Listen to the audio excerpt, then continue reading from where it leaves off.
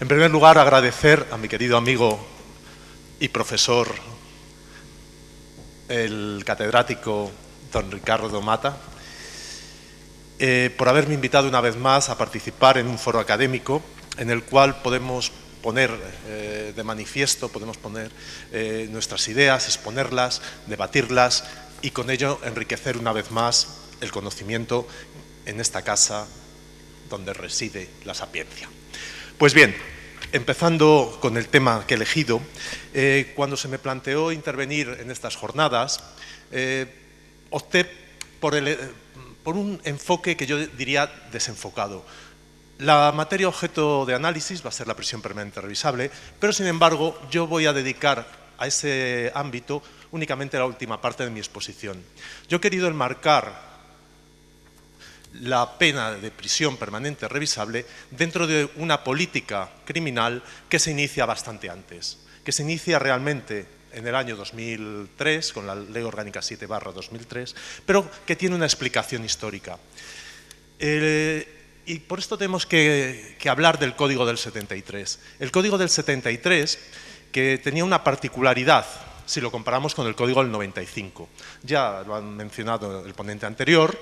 En el Código del 73 se daba una cierta contradicción. Por un lado teníamos el nominalismo de las penas, límite máximo de cumplimiento, pena máxima era 30 años, y sin embargo el cumplimiento efectivo de las mismas dejaba mucho que desear. Porque en el año 44, el Código del 73 al fin y al cabo es heredero de él, en el año 44 por la circunstancia política que había en España, había terminado la guerra civil, había unas penas muy largas y había un problema también de infraestructuras, por qué no negarlo. ¿Cómo se va a solucionar? ¿Cuál va a ser una de las soluciones? La introducción de la introducción de la redención de penas por el trabajo. La redención de penas por el trabajo, en la dicción original, no planteaba tanto problema, 2 días de cumplimiento, 1 de regalo. Por lo tanto, las penas ya de salida tenían una reducción aproximadamente del 30%. Hay que decir, bueno, de 1/3, perdón. Hay que decir una cosa, que aunque se habla de redención de penas por el trabajo, no era verdad. La redención de penas por trabajo en la práctica degeneró hasta el punto de que el mero hecho de estar encerrado, el realizar las tareas mínimas de atención, lo que llamaríamos las prestaciones personales obligatorias, simplemente con realizar esas tareas se te producía el efecto de generar la redención. Pero el verdadero problema llegó con el reglamento del 56, y es que el reglamento del 56, junto a este criterio del artículo 100, añade la redención extraordinaria. La redención extraordinaria, para que se hagan una idea, supone que adicional a esta primera redención hay 175, se puede llegar a alcanzar 175 días por año. Efecto práctico, una condena de 30 años se queda en unos 17, más o menos a ojo. Con lo cual, hay una total disfunción en cuanto a lo que predica el Código Penal en abstracto y en cuanto a la realidad. Y sobre todo este sistema surge la Ley Orgánica General Penitenciaria. Y es que la Ley Orgánica General Penitenciaria tiene como pilar fundamental, que enlaza con el artículo 25 de la Constitución, la reeducación y reinserción. El tratamiento penitenciario, en definitiva, es eso, el conjunto de actividades encardinadas a la reeducación y reinserción. Y se va a basar en un sistema de clasificación, en uno de los sistemas penitenciarios muy avanzado, que es el sistema de individualización científica. Es una modalidad, podemos decir, del sistema progresivo. Dividimos la pena en grados, primero, segundo, tercer grado. A cada grado le damos una determinada forma de vida, régimen de vida. Primer grado, régimen cerrado. Segundo grado, régimen ordinario. Tercer grado, régimen semiabierto. Y lo curioso de nuestro sistema, se llama de individualización científica, no progresivo exactamente, porque es posible la clasificación en tercer grado ab initio, teóricamente, ¿eh? Luego veremos que esto hay que matizarlo. Con lo cual, ¿qué papel juega la duración de la pena? Teóricamente, conforme el artículo 73, es un factor más a la hora de la clasificación. No era un criterio, digamos, determinante en la redacción originaria de la Ley Orgánica General Penitenciaria. Matización, el artículo 104.3 del reglamento del 96 sí que establece un límite en el caso del tercer grado. No se puede clasificar inicialmente a un individuo en tercer grado si no tiene cumplida la 4ª parte de la condena, si no concurre favorablemente calificada la variable de historial delictivo y de integración social. Es decir, es vía reglamentaria donde se establece un límite a esa posibilidad, un límite muy limitado, a la posibilidad de clasificar en tercer grado en un momento inicial del cumplimiento. Y aquí llega la Ley Orgánica 7/2003, cuyo título a mí siempre me ha parecido una aberración, de las medidas de reforma para el cumplimiento íntegro y efectivo de las penas. Yo, que soy magistrado, evidentemente, cuando he estado en un órgano sentenciador, hoy en día no, gracias a Dios, y he tenido que llevar ejecutorias, y les puedo asegurar que en mi caso he llevado muchísimas, miles, diría yo, siempre se han cumplido las penas íntegramente. Ojo, cómo se han cumplido no lo digo, pero en la integridad, en la liquidación de condenas se comienza tal día y se acaba tal día. Por lo tanto, la denominación es incorrecta. Sin embargo, sí que es cierto que hay que hablar de la efectividad de la pena, porque la efectividad de la pena, visto el mecanismo de redención de penas por el trabajo y los recursos que hay en el sistema penitenciario, se puede quedar en nada. En nada no en cuanto a la fecha de inicio y la fecha final, sino sobre todo en el contenido aflictivo de la pena, que es un valor más de la misma, la retribución en concreto, porque como ya mencionó, creo que ha sido Feliciano, la pena cumple muchas finalidades. Cumple la finalidad de prevención especial, reinserción, rehabilitación, cumple la finalidad de prevención general, positiva, negativa, me es igual, pero cumple también la función de retribución, es un fin clásico de la pena. ¿Qué ocurre con la Ley 7/2003? La Ley 7/2003 va a introducir en España algo totalmente novedoso, los periodos de seguridad. ¿Qué es el periodo de seguridad? Pues simplemente es un sistema, un mecanismo, una exigencia de un cumplimiento mínimo de la pena para acceder a situaciones, digamos, cómodas en el medio penitenciario. Cómodas, yo no voy a usar el término beneficios penitenciarios que se usa por ahí generalmente, porque en realidad el término beneficios penitenciarios ha quedado vacío de contenido desde el año 96. Los dos beneficios penitenciarios, técnicamente hablando, que existen, quitando la redención de penas por el trabajo, que prácticamente ya no existe, son el adelantamiento de la pena, el adelantamiento de la libertad condicional y la propuesta de indulto. Fuera de eso, no hay beneficios penitenciarios hoy en día. Por lo tanto, hay que hablar más correctamente pues, de permisos, de clasificación en tercer grado y de libertad condicional. ¿Qué conseguimos con el periodo de seguridad? Pues que no se puedan acceder a estas situaciones ventajosas, sino cuando el sujeto ha sufrido, se ha visto, ha llevado en sus carnes un determinado grado de sufrimiento que implica la privación de la libertad. Esa es la idea que subyace en el periodo de seguridad. En la idea del legislador está previsto que estos periodos de seguridad operen en el caso de las conductas más graves. Responden al principio de prevención general, yo diría que en sentido positivo, no en sentido negativo. No es tanto el miedo, sino la reafirmación de la norma. Y a un principio claro de retribución, el que la hace la paga, simplemente. Y todo ello para esta finalidad última de garantizar el contenido aflictivo, que la pena sea realmente una pena y no sea una manera aparente de castigo, pero que en la práctica, vía mecanismos penitenciarios, vaciemos de contenido y el sujeto no sufra, digamos, plenamente ese efecto de privación de derechos. ¿Dónde se reflejan estos periodos de seguridad? Hay dos periodos de seguridad. Por un lado, el del artículo 36, que en la configuración original de la reforma se establece para todo tipo de condenas de más de 5 años. El mero hecho de que se te imponga una pena de más de 5 años, de por sí va a llevar un periodo de seguridad. Periodo de seguridad que se va a concretar única y exclusivamente en que no se puede acceder al tercer grado, sino cuando se ha cumplido la mitad de la condena. Claro, esto tenía su problema, porque establecido de esta forma, ¿qué pasa con el artículo 25 de la Constitución? Y para eso se inventó, como veremos luego, el mecanismo de revisión. El juez de vigilancia penitenciaria tiene potestades de exonerar de ese periodo de seguridad. Y en segundo lugar hay otro periodo de seguridad que es el del artículo 78. El artículo 78, que ya lo ha mencionado anteriormente Alfonso, establece que en caso de consecuencia, es una consecuencia del concurso real de la fijación del límite máximo de cumplimiento, cuando la pena resultante con ese límite es inferior a la mitad de las penas impuestas, pues el legislador ha decidido originariamente, porque esto va a ser luego modificado, que si el límite son 20 años, el tribunal sentenciador puede decir que tenga periodo de seguridad a efectos del cómputo de permisos, clasificación en tercer grado y libertad condicional. En los permisos, para los que no sean conocedores del derecho penitenciario, la regla general es que hay que tener cumplida la cuarta parte de la condena. Ese es el requisito cronológico. Por lo tanto, operaría de esta manera. Y en el caso de las penas con límites superiores, 25, 30 y 40, ese acuerdo del tribunal sentenciador no es libre, sino que necesariamente en esos casos hay periodo de seguridad. Como decía anteriormente, la manera de garantizar, de evitar los riesgos de inconstitucionalidad fue relativamente fácil. Dotamos al juez de vigilancia penitenciaria de una potestad en orden a dejarlos sin efecto. Y en concreto, en el caso del artículo 36, hay una pequeña matiz entre el 36 y el 78 en este tema.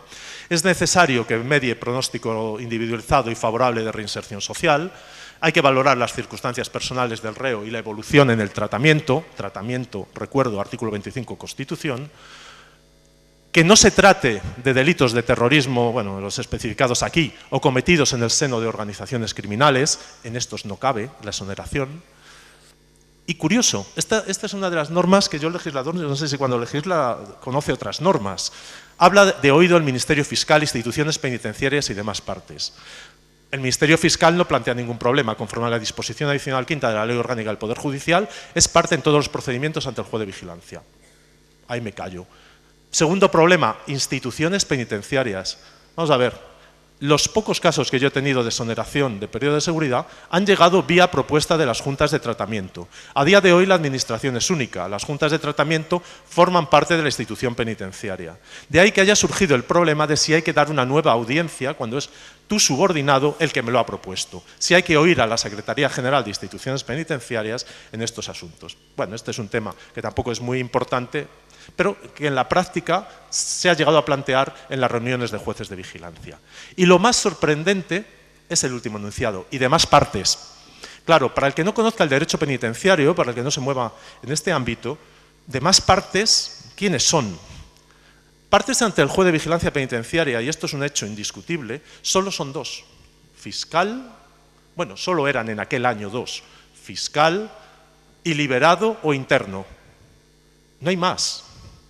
La acusación particular y la acusación privada, estas historias, el acusador público, eso no es, ante el juez de vigilancia no existe. La víctima en el año 2003 no es parte en el procedimiento ante el juez de vigilancia. Esto habría que matizarlo hoy en día a partir del año del octubre de 2015, creo que entró en vigor el Estatuto de la Víctima, porque a partir de ese momento, en ciertos casos muy concretos, en concreto el tema de periodos de seguridad y libertad condicional, la víctima puede ser parte, pero no en el año 2003. Por lo tanto, esta mención a las partes ha habido que interpretarla en el sentido de que no se refiere a las partes ante el juez de vigilancia penitenciaria, sino que se refiere a las partes en el proceso originario.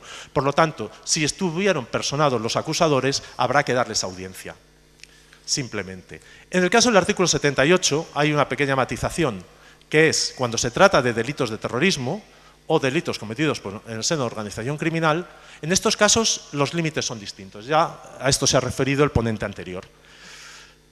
En cuanto al procedimiento es el mismo. Pero bueno, resultado práctico. Este es el resultado práctico en una pena de 40 años. Al tercer grado no se puede acceder hasta los 32. Y a la libertad condicional, yo sigo usando el término clásico, lo reconozco. Yo hablo de libertad condicional. No hablo de suspensión de la pena y libertad condicional, porque aparte, si estudian los artículos 90-92, mal está que yo use los términos indistintamente, pero peor es que el legislador no sabe cuándo los usa. Unas veces habla de suspensión, en el caso del artículo 92, que es especialmente sangrante, en algunos apartados habla de suspensión y en otros menciona la palabra libertad condicional. No tiene muy claro, desde luego, en el cortapega que se hizo en la elaboración parlamentaria, el término concreto. Por lo tanto, si él no lo hace, tampoco lo voy a hacer yo. Con las cifras que les he marcado anteriormente, y ya vamos a ir enlazando con el tema que nos ocupa de la prisión permanente revisable, una pena que hasta los 32 años yo no te puedo dar el tercer grado, una pena en la cual hasta los 35 no te puedo dar la libertad condicional, ya es para empezar a pensar un poquito. En realidad, aunque teóricamente la prisión permanente revisable, que no se quiere llamar cadena perpetua, pero bueno, llamémosla como dice el legislador, prisión permanente revisable, se introduce en el año 2015, no es verdad. Se introduce realmente o está presente de una manera muy clara ya desde esta reforma. ¿Cuál es la motivación de la reforma? Pues la motivación de la reforma es la seguridad jurídica. Seguridad jurídica que se concreta en que el individuo, los ciudadanos, todos los que estamos aquí, sepamos qué es un delito falta, qué conducta es delito falta, cuál es la pena que se nos va a poner y, muy importante, y esta es la novedad, en qué se traduce esa pena. No el mero nominalismo, sino en concreto qué va a significar nuestro ingreso en prisión en caso de que cometamos estos delitos. Y además es importante conseguir que se lleve a cabo de una manera íntegra y efectiva la pena. Esta es una idea del legislador. Todo en aras a este principio que se quiere reforzar de seguridad jurídica, pero claro, con el límite del artículo 25, que era el gran problema. Es una época en que todavía el terrorismo es muy importante, se inicia una nueva línea en la persecución del mismo a través del derecho penal y hay una sensación de cierta impunidad. Pensemos que en esta época los grandes crímenes que se habían cometido fundamentalmente desde la democracia, desde el año 78, daba lugar, por este mecanismo de la redención de penas de trabajo, pues, a una auténtica sensación de impunidad. Y es en lo que se enmarca toda esta reforma. Por lo tanto, se va a entender que la norma penal está para luchar contra la delincuencia y una manera efectiva es que el delincuente sepa que si comete el delito va a cumplir la pena, pero la va a cumplir en unas condiciones, digamos, duras. Bueno, aquí simplemente he mencionado que los periodos de seguridad no es una cosa exclusiva de España, es copiado y en concreto, bueno, en Francia lo tienen con unas duraciones de periodo de seguridad muy distintas, 10 años, puede llegar hasta las 2/3, e incluso hay un supuesto, el del Código de Procedimiento, el 720, que puede llegar incluso a los 30 años. Luego no es una cosa exclusiva nuestra, en el resto de Europa también lo hay. Bueno, y aquí he querido mencionar una sentencia del Tribunal Supremo, que yo no soy muy partidario de ella, pero bueno, ya es problema mío, la 748/2006, que es una sentencia que se pronunció sobre la naturaleza de los periodos de seguridad. El problema que se planteaba con los periodos de seguridad es si era una norma de carácter de ejecución de pena o era algo que afectaba al contenido, a la esencia misma de la pena. Si entendemos que es norma de ejecución pena pura y dura, se podía aplicar desde el momento mismo de entrada en vigor de la norma. Si entendemos que forma parte del contenido de la pena, operaría el principio de irretroactividad de disposición penal sancionadora. Con lo cual, no se podía aplicar más que a las condenas, a los hechos cometidos con posterioridad a la entrada en vigor de la Ley 7/2003. El Tribunal Supremo va a decir que forma parte del contenido de la pena y, como consecuencia de ello, solo se va a aplicar a los hechos cometidos con posterioridad. Aquí podría yo hablar mucho de este tema, porque tengo un criterio totalmente distinto, pero bueno, no es la materia, ¿no? Y también he querido mencionar el tema de la doctrina Parot. La doctrina Parot es una doctrina jurisprudencial. Sin embargo, hay que decir que en realidad, tras la misma, subyace la asunción por parte del Tribunal Supremo de estos aires, digamos, represores, de estos aires que introduce la Ley Orgánica 7/2003 y en cierta manera, que es lo que dice la sentencia del Tribunal Europeo de Derechos Humanos de 2013 que se la tumba, que aunque el cambio es un cambio jurisprudencial, en realidad operó como un auténtico cambio legislativo, a peor. Es decir, se proyectó unos planteamientos penales más restrictivos respecto a hechos anteriores a la adopción del nuevo criterio y en definitiva ello comportaba una violación de un principio fundamental, de retroactividad. En este marco ya queda hablar también de la Ley Orgánica 5/2010, la cual va a dar una nueva configuración a los periodos de seguridad. Los periodos de seguridad, bueno, únicamente va a modificar el 36 en concreto. Se sigue manteniendo el criterio de pena superior a 5 años, pero se va a dar una conformación nueva al periodo de seguridad. El periodo de seguridad, por un lado, va a ser, en unos casos, potestativo, cuando así lo decide el tribunal, pena de más de 5 años, el tribunal puede decidir al condenar que tiene periodo de seguridad, y un periodo de seguridad de carácter imperativo. En esas tipologías que tienen ahí, tipología de tipo terrorista, delitos sexuales, con menores, grupos criminales, en esos casos la propia condena, por el mero hecho que te condenen a más de 5 años en esos delitos, conlleva periodo de seguridad, pero con una diferencia fundamental. Mientras que el periodo de seguridad, que yo llamo potestativo, aquel que decide el tribunal, es exonerable por el juez de vigilancia penitenciaria, el periodo de seguridad imperativo, el establecido en esas concretas tipologías, no puede ser objeto de exoneración. Esa es la gran modificación. Y aquí ya llegamos a la última reforma. Y en la última reforma, en primer lugar, hay que mencionar que se vuelve a modificar el artículo 78, en el sentido de que se suprime aquellas referencias a las penas de 20, 35, 40 años, y se establece de manera general el periodo de seguridad cuando se daba el cómputo ese de que la pena resultante era inferior a la mitad de la totalidad de las penas impuestas. En esos casos, el juez o tribunal sentenciador puede decidir que tengan periodo de seguridad que en todo caso es exonerable.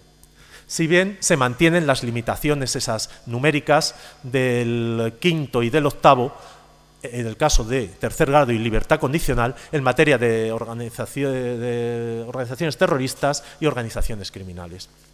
Y con ello ya llegamos pues, al tema objeto fundamental de la ponencia, aunque al final es a lo que menos me voy a dedicar. La pena de prisión permanente revisable. La pena de prisión permanente revisable, los supuestos los ha dicho, ya los ha expuesto Feliciano, con lo cual paso del tema, para ir acelerando, porque vamos tarde. Y aquí sí que es importante. Se van a establecer unos periodos de seguridad que en el caso de los permisos penitenciarios oscilan entre 8 y 12 años, hasta que no se cumple ese requisito no se puede acceder. En el caso del tercer grado, y esto es llamativo, entre 15 y 32 años, y en el caso de la suspensión de la condena, entre mínimo 25 y máximo 35, es decir, unos periodos pues, muy significativos.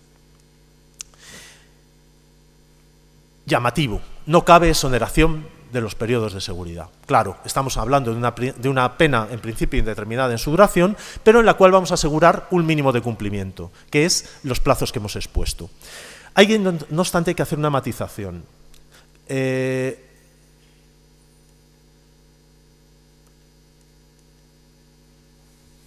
Hay que hacer una matización, es que está alterado el orden al hacerla. El caso de la enfermedad grave o terminal y los septuagenarios.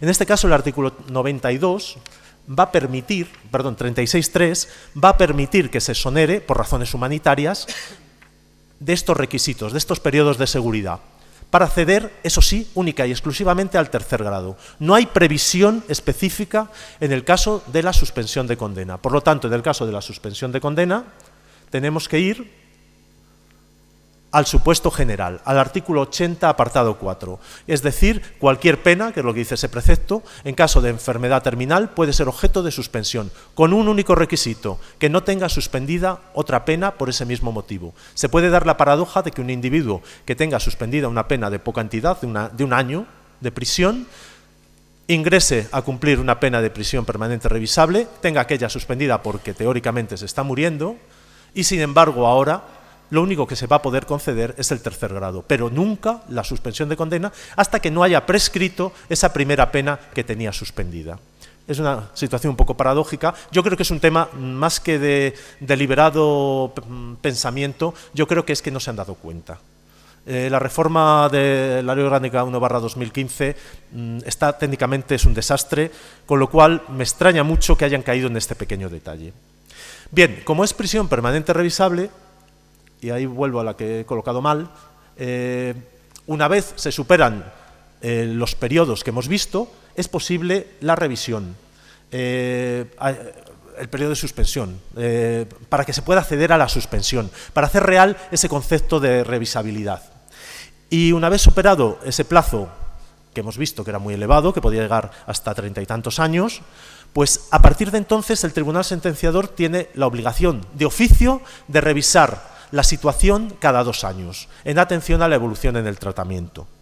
Y si lo solicita el penado, tiene obligación de pronunciarse, pero puede fijar un plazo de que en un año no se pueda volver a plantear la cuestión. Tiene su lógica porque si no el interno, conociendo un poco el medio penitenciario, si no se hubiera establecido esta posibilidad, estaría continuamente bombardeando al juzgado, bueno, al tribunal sentenciador, en este caso, para que se fuera pronunciando. De esta manera se fija un plazo más o menos razonable, que es un año, en el cual se puede revisar si ha evolucionado o no ha evolucionado y como consecuencia de ello ver si puede acceder a la suspensión de condena.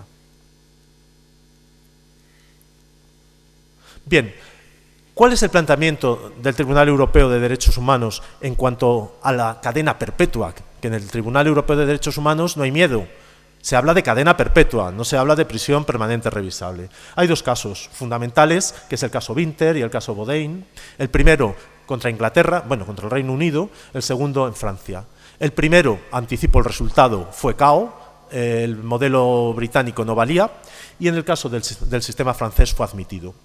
¿Cuál va a ser el planteamiento del Tribunal Europeo de Derechos Humanos? El planteamiento es distinguir dos momentos. Por un lado, el momento de la imposición. Y en este sentido se va a admitir la legitimidad en abstracto de esta pena. Pero, ojo, una cosa es la imposición y una cosa es la ejecución. Para que sea admisible conforme al artículo 3 del Convenio Europeo, es necesario que se haya previsto un mecanismo de revisión. ¿Por qué es legítima la imposición de esta condena? Y da unos argumentos que yo creo que son de bastante sentido común. En primer lugar, porque el Estado no es ya que tenga derechos, sino que tiene obligación de tomar medidas para proteger a su ciudadanía frente a los delitos violentos. Evidentemente, la pena tiene que corresponderse con delitos significativos, no vale para cualquier delito. En segundo lugar, el convenio no prohíbe que se imponga por un delito grave, una pena de duración indeterminada y que se mantenga esa pena en tanto en cuanto las causas que la justifican, esa peligrosidad, en definitiva, se mantenga. Ahora bien, si no hay mecanismos de reinserción, en ese caso sí que se está violando el convenio, porque lo importante es que algo que fue legítimo en el momento de la imposición, con el paso del tiempo y como consecuencia de la evolución de la personalidad del sujeto, puede que ya no sea algo legítimo. Esa es la idea fundamental. Por lo tanto, los mecanismos de revisión son básicos.